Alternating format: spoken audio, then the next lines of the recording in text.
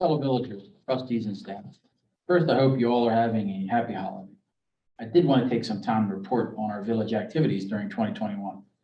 During and after the holiday, we are all consumed with setting and preparing for the new year, dealing with how COVID-19 continues to impact our lives and other life changes that will occur in 2022. The month of December is usually a reflective time for all. In January, we will be bombarded by end-of-year analysis, projections for the new year, speeches of the state of the county, state of the state, state of the union. I feel to place these statements in context, you should know where we stand as a village. So let me take some time to give you a summary of the village during 2021 and our major plans for 2022.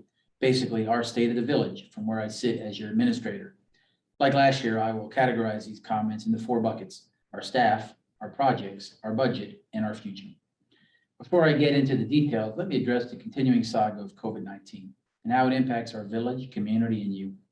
The vaccine rollout this past year and the resiliency of the village living with COVID has been amazing. This pandemic will continue to test our character, nature, and values. We will monitor this health crisis and continue to work with our partners in the state and county health departments. The reality is, this is a health issue we will learn to live with. It will be added into the inventory of viruses like the flu that each family will make decisions on how to take appropriate measures to deal with in day-to-day life. Finally, we must ensure this does not impact how we act and treat others, respect authority, respond as a village. Let's keep doing the right things as this vaccine is administered and new variants are found and we deal with COVID. Let's stay port proud as we have done for over 120 years. Now our staff. We have a fully manned and great team. The village currently has 5 police officers, 23 firemen, 3 general government officials, 1 court officer, 7 public works employees, 3 contracted officials that help us in building inspections, information technology, and legal issues. We also have our over 20 board and commission citizen members that daily participate in our local government.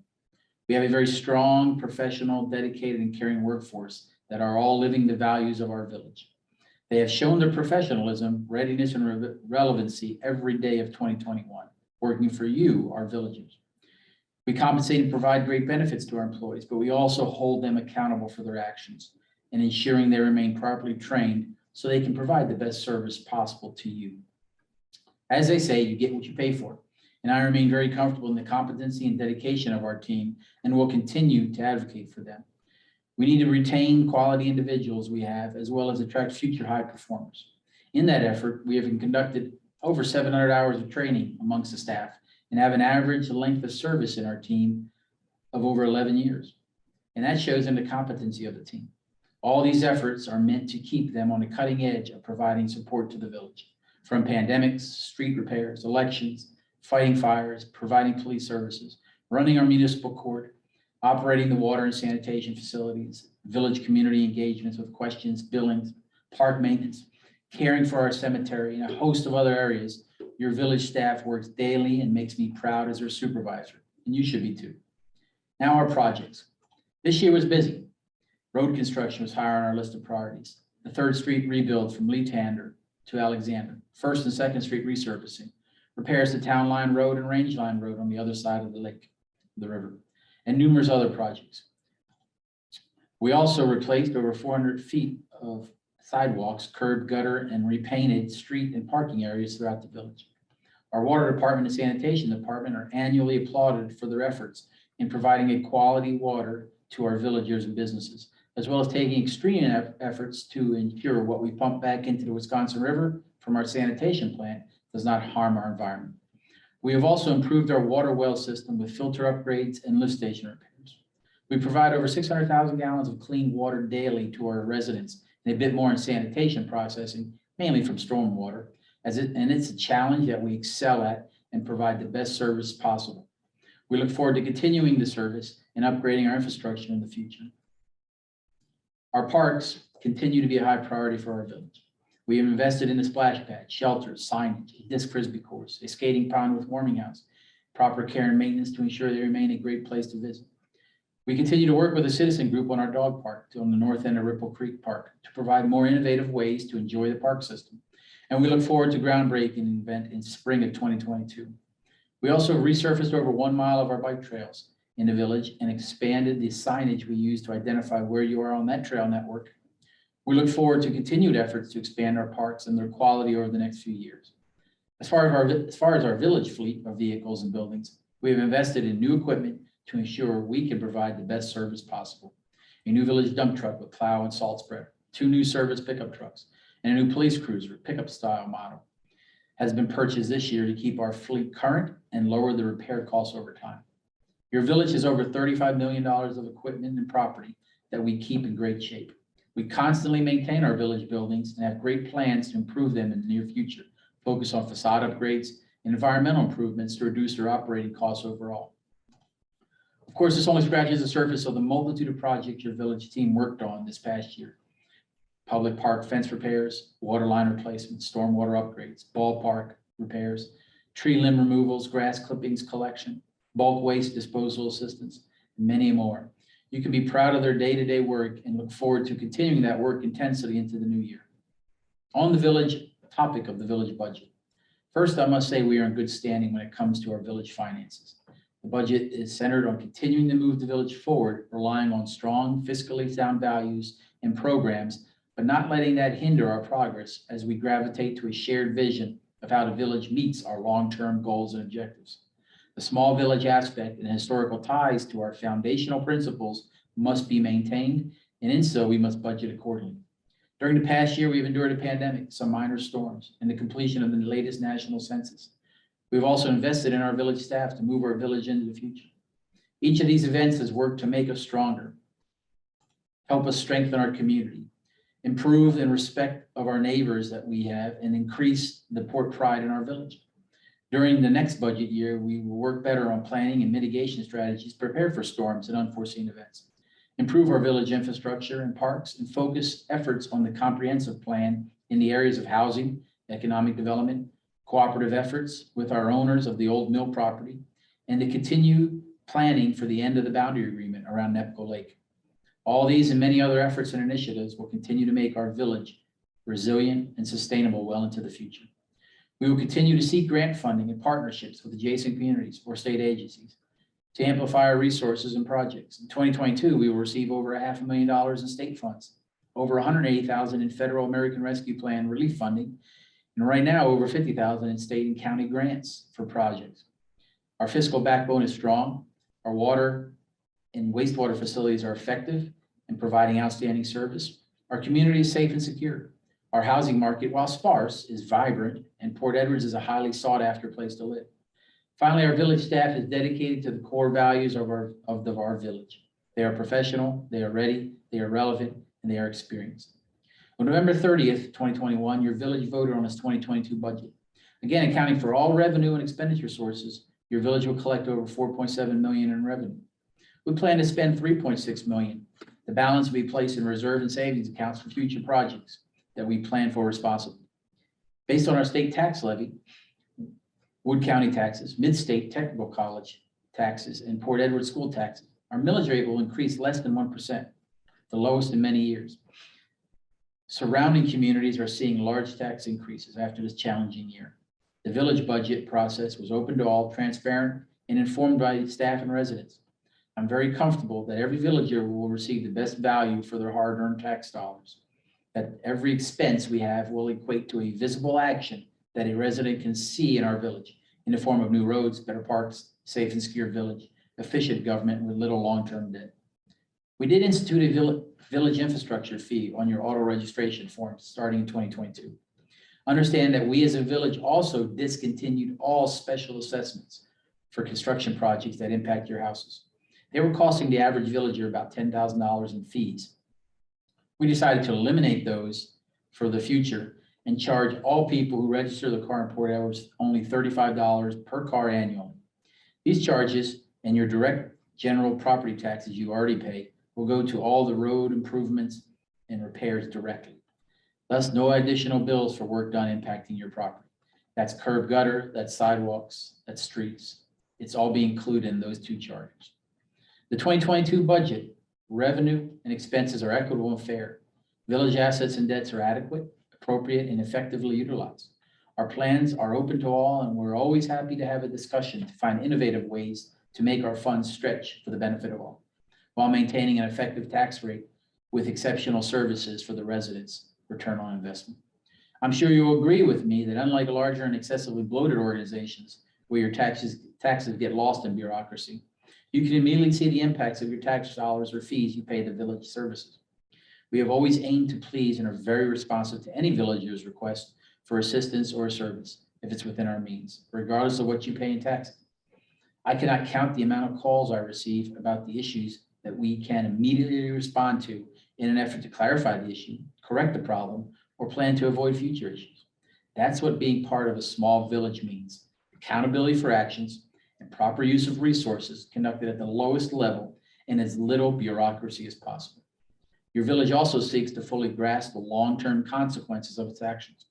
I am sure you have seen many initiatives and actions regionally and locally that have not made sense and over time become unsustainable without government growth and thus raising taxes. Your village does not go down that path, really, under my leadership. Our staff has been relatively the same size for over 20 years. Our budgets are always balanced and place large sums back into our reserves and savings account, i.e. eliminating any debt. We take out very little long-term debt without a viable payback plan. We do not look at reimbursements or grants as opportunities to grow government on the backs of our taxpayers. I promise you that we will continue these best practices so that every villager can feel confident in receiving the most for their tax dollar. There will be times when we will need to increase fees and taxes, but trust me, your village, working with our trustees, will present the facts, less any emotions or prejudices. We will present the positives and negatives, and whatever issue will be decided on based on an informed decision, not an arbitrary vote. Now the future. It looks bright and I'm excited. I will address just a few major initiatives. In 2022, we will continue to work and live with COVID.